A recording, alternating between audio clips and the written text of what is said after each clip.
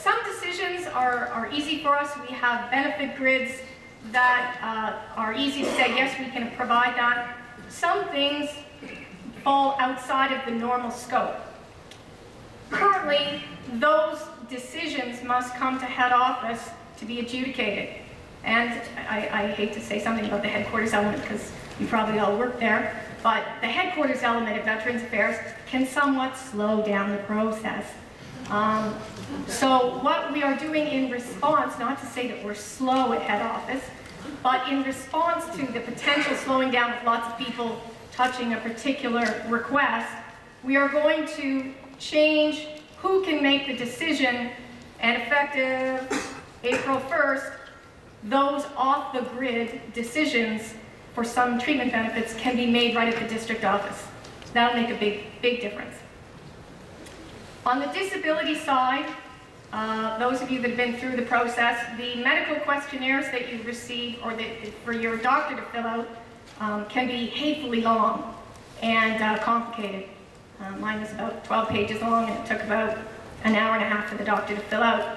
So what happens sometimes is that they get shuffled to the side at the doctor's office because they don't want to take the time to fill them out. So the department is working to streamline those medical questionnaires so that only the questions that are absolutely required in order to adjudicate a decision are rendered and asked. And so we've completed, there's a whole bunch of different questionnaires depending on what's wrong with you. So we finished with 17 questionnaires, streamlined them, and they're getting ready to be able to be sent out electronically and received electronically, which will also help save time. As well, we just come forward with a new policy on ALS. You may have read about that in the news. The new policy is in place and working, and geez, it hasn't been very long, probably a couple of months it's been in, and that's resulted in 48 favorable rulings as of December 31st, 2010. So that's pretty good. And as Mr. Hillier said, we are working towards a 16-week turnaround time standard for disability benefits. And there's a project underway that I believe my colleague Sue Bagwell is probably involved in to reach out to reservists with information on the career transition services. So, maybe what I'll do now to wake everybody up a little bit is let's talk a little bit about a scenario. It'll illustrate what I'm talking about from a scenario. Grab the mic. And I'll move so that you're not completely asleep.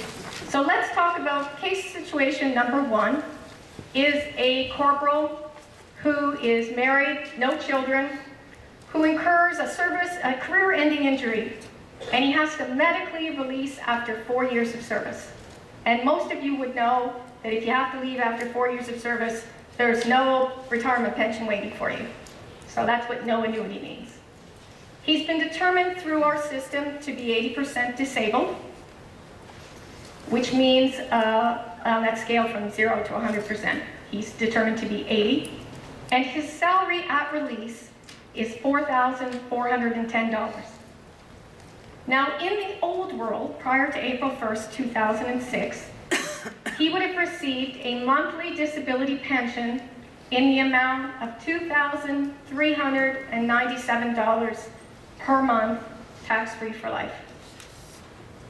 His SISIP, long-term disability benefits, most of you put your hands up, you knew what SISIP was, would top that up to equal 75% of his at-release salary. So 75% of his at-release salary is $3,300 a month. He gets $910 a month to bring him up to that. You okay? All right, so let's flip to the next slide. Same gentleman, same situation, but now in today's world. In today's world, in lieu of a monthly disability pension, he would get a lump sum award in the amount of $220,863. Just like the disability pension, it's tax-free. In addition, on a monthly basis now, he would get permanent impairment allowance in the amount of $1,070 pre-tax. and he would get 75% of his at-release salary from SISIP, which is $3,300 a month. SISIP does not consider permanent impairment allowance to be an offset. That's why he gets the full 75% in this case from SISIP. And so his total monthly amount is $3,600 a month. So in this particular situation, this gentleman would actually get more in the new world than he did in the old world. They're not all like that. And we're going to go through another one, and then we're going to talk about that. But in this case, it is. So let's look at this one. This is a little different now. This is a gentleman who is married with 2 children, who during the course of his 8-year tenure has a motor vehicle accident, service-related, injures his back. He gets a 20% disability pension from VAC, which is $688 a month. Okay. He continues on with his service, his back stabilizes, and he releases after 8 years. He decides he wants to be an electrician, he goes out, does what's necessary, and works. Okay? Then, a few years down the road, that back injury starts to become more and more of a problem, and he has to stop working as an electrician.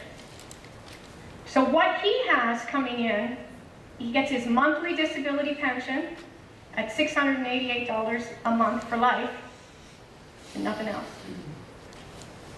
He's not eligible, in this case, for unemployment insurance benefits because he was self-employed.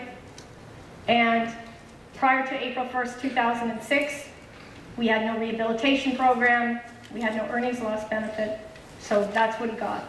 This gentleman did not go through the SISIP program, he voluntarily released because his back was stable and he had a job to do. Okay, post New Veterans Charter, same gentleman, in lieu of that $688 a month, he would have gotten a $52,168 lump sum award, which over the course of his lifetime, right up front, is much less than the monthly amount, 688 times the number of months times the number of years. No question, fully acknowledge that. But what we can do for this gentleman that we couldn't do before is that we can, once he can't work anymore, start paying him 75% of his at-release salary while we retrain him. And if for whatever reason he can never return to work, we will continue that support until he turns 65. That's the big difference with the new Veterans Charter. That's what we couldn't do before. What you have to consider is that the average disability pension amount that we gave out is about $800 a month. And I dare any of us to live on $800 a month.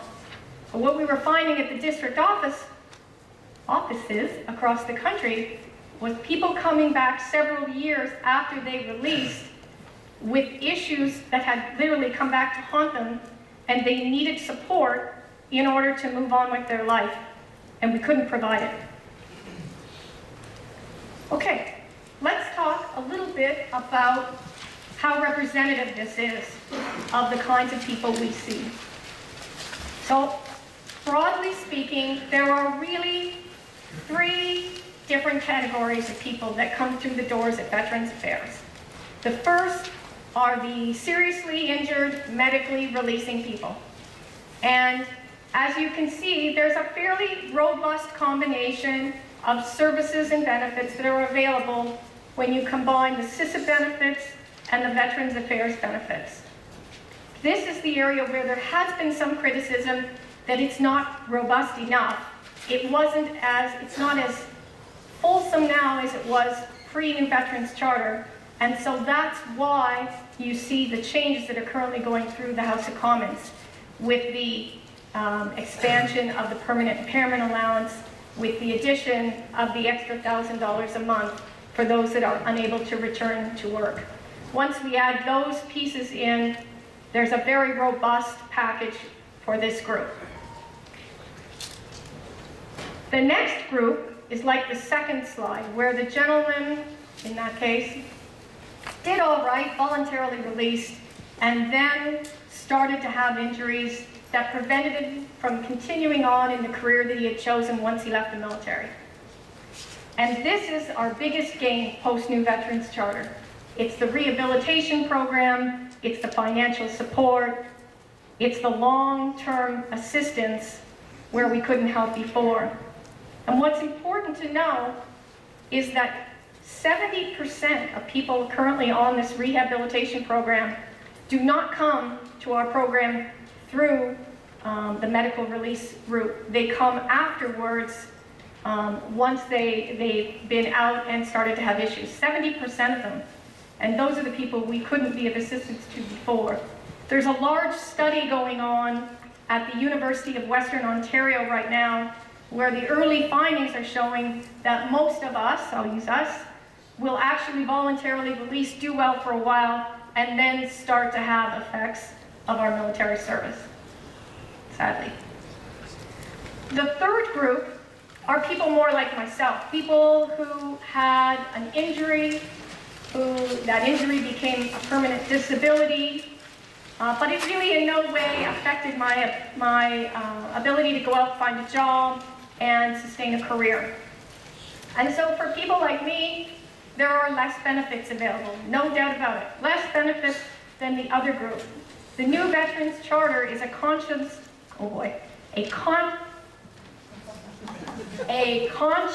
shift, oh boy, that could have been bad, a conscious shift to move services and benefits to where they're needed most.